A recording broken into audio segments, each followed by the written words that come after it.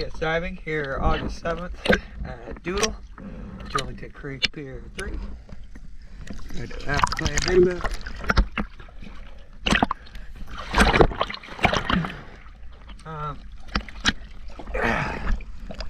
If you guys are putting your swing keel down for the cleaning, that's fine, but it shouldn't be down all the time.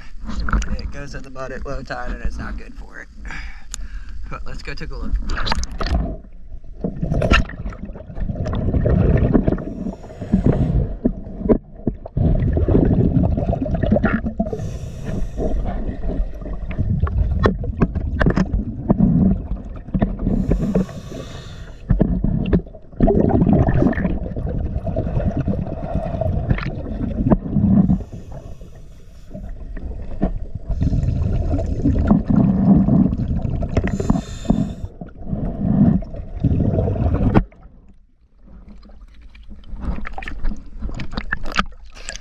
I was just there under the keel, so visibility was shot there.